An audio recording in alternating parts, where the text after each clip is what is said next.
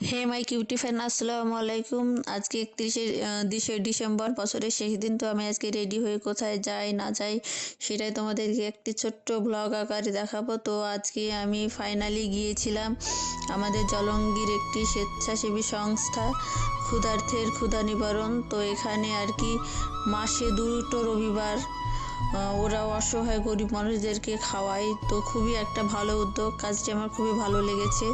এখানে আজকে আমি ফার্স্ট টাইম গিয়েছিলাম, তো গিয়ে সত্যি আমার খুবই মন থেকে বলছি খুবই ভালো লেগেছে। এখানে প্লাস আজকে 250 জনের প্লাস বেশি হয়েছিল। তো ওরা 250 মানুষদেরকে আজকে খাইয়েছিল। আজকের ওদের মেনু ছিল খিচুড়ি, পাঁপড় ভাজা আর হচ্ছে মাংস।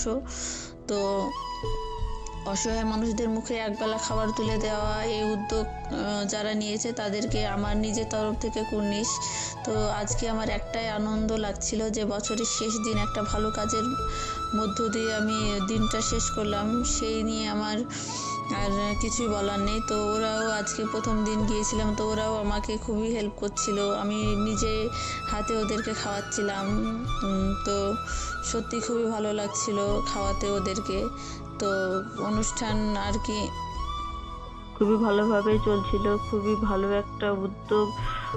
সবাইকে বলবো তোমরা এইভাবে মানুষের পাশে যতটুকু পারবে থাকবে। তোমরা যদি চাও এইভাবে, তাহলে ওরা মাসে 2 দিন নয় হয়তো 4 দিনই বিভিন্ন রকমের খাবার ওরা খাওয়াতে পারবে। ওরা এক দিন এক এক রকমের মেনু করে বলছিল আর কি। তো সত্যি খুবই ভালো একটি কাজ।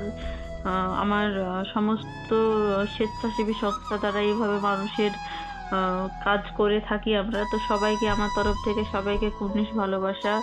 বছরের শুরুতে বলবো যে তোমরা আরো মানুষের পাশে থাকো, এইভাবে কাজ করো সবাই।